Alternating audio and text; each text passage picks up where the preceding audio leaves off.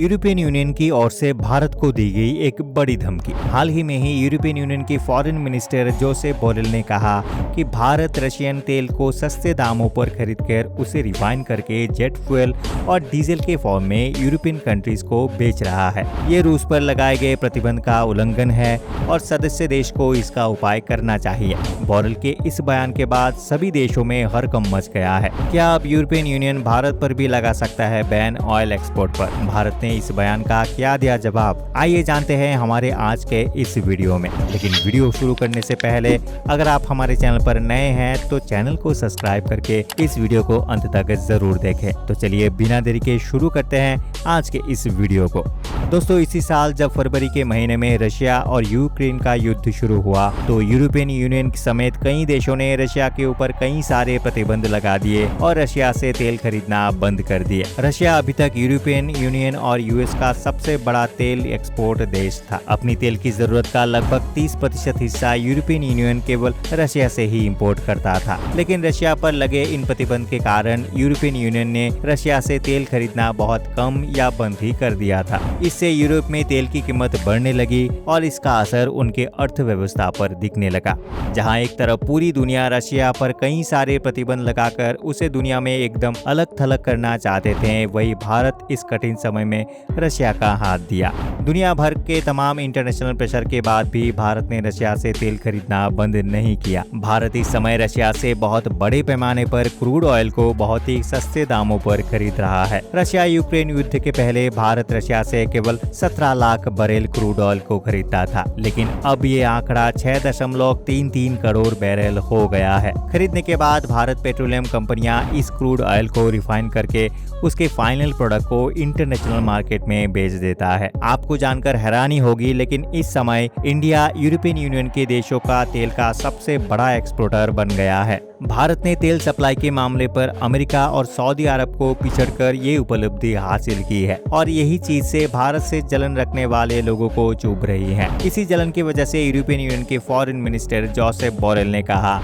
कि भारत रूसी तेल को रिफाइन करके जेट फ्यूल और पेट्रोलियम के फॉर्म में यूरोपियन कंट्री को बेच रहा है और सभी सदस्य देश को इसके खिलाफ कदम उठाना चाहिए। आगे बोरेल ने यह भी कहा कि भारत ऐसा केवल इसलिए कर पा रहा है क्योंकि हमारे प्रतिबंधों की वजह से रूस उसे बहुत सस्ते दामों पर ये तेल बेच रहा है, जिससे हमें कोई प्रॉब्लम नहीं है। अगर भारत चाहे तो वो रशिया से और भी कम दाम पर तेल खरीद सकता है। रशिया के पास जितना कम पैसा होगा वो हमारे लिए उतना ही बेटर होगा। लेकिन रशियन तेल को रिफाइन करके यूरोपियन देश को बेचना प्रतिबंधों के सीधा उल्लंघन है। और दोस्तों, कहीं ना कहीं ये बात सच भी है। इस समय रशिया भारत को बहुत ही कम दाम पर तेल सप्लाई कर रहा है। सभी टैक्स ऐड करके भी देखे तो इस समय रशिया हमें $68.17 प्रति बैरल के रेट से तेल सप्लाई कर रहा है। वही अगर हम ये तेल सऊदी अरब से खरीदते तो हमें इसी तेल के लिए $81.78 प्रति बैरल देने पड़ते।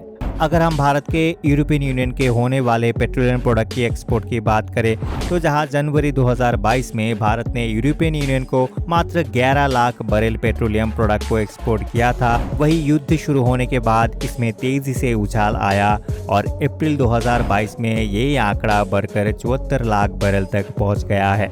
इससे एक बात तो साफ ही है कि एक साल में भारत का यूरोपियन यूनियन को किया जाने वाला एक्सपोर्ट लगभग 7 गुना बढ़ गया है और भारत की यही तरक्की देखकर विरोधियों को जलन हो रही है। अपने इस बयान को जोसेफ बोरेल ने ब्रुसेल्स में दिया, जहां थोड़ी देर बाद उनकी भारतीय विदेश मंत्री एस जयशंकर के साथ एक मीटिंग भी थी। वो शायद ये बात भूल गए थे कि अब ये पुराना वाला भारत नहीं रहा जो उनकी ये बात सुनकर शांत बैठा रहेगा। भारत ने उनके इस धमकी पर करारा जवाब दिया। दरअसल भारतीय विदेश मंत्री एस जयशंकर से जब इस बात पर जवाब मांगा गया तो उन्होंने इसका कुछ ऐसा जवाब दिया जिससे यूरोपियन यूनियन के होश उड़ गए और वो धमकी से सीधा भाईचारे पर उतर गए।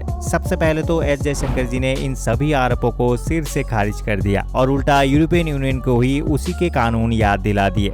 जयशंकर ने कहा कि मुझे आपके सवाल का कोई आधार नजर नहीं आता है और उसके बाद बोरेल को यूरोपियन यूनियन काउंसिल के 833/2014 नियम याद दिला दी, जिसके हिसाब से अगर कोई भी प्रोडक्ट चाहे वो किसी और देश का ही क्यों ना हो, अगर उसकी प्रोसेसिंग किसी तीसरे देश में की जा रही है तो उस प्रोडक्ट को उसी तीसरे देश का प्रोडक्ट माना जाएगा। इस हिसाब से रशिया से आने वाला क्रूड ऑयल अगर भारत प्रोसेस करके बेच रहा है तो उसे भारतीय तेल ही माना जाएगा, ना कि रूसी तेल। और इस हिसाब से भारत ने किसी भी प्रतिबंध का कोई उल्लंघन नहीं किया है। फॉरेन मिनिस्टर एस जयशंकर ने जो भी कुछ यूरोपियन यूनियन के लिए कहा उसे उन लोगों ने सुना तो सही, लेकिन क्या वो इस बात से संतुष्ट है या नहीं, इस तरह कोई प्रतिक्रिया उनकी तरफ से नहीं आया है। हालांकि ये पूरी चेन मार्च से चली आ रही है और मार्च से लेकर अगस्त तक यूरोपियन यूनियन ने भारतीय तेल पर ऐतराज भी जताया है और इसे खरीदा भी है। यूरोपियन यूनियन का ये हिपोक्रेट मूव उन्हें दुनिया के सामने एक तरह से एक्सपोज कर रहा है। दोस्तों, अब जबकि हम इस बातचीत के आखिरी सेगमेंट की तरफ बढ़ रहे हैं तो इस बात का एनालिसिस करना भी बहुत जरूरी है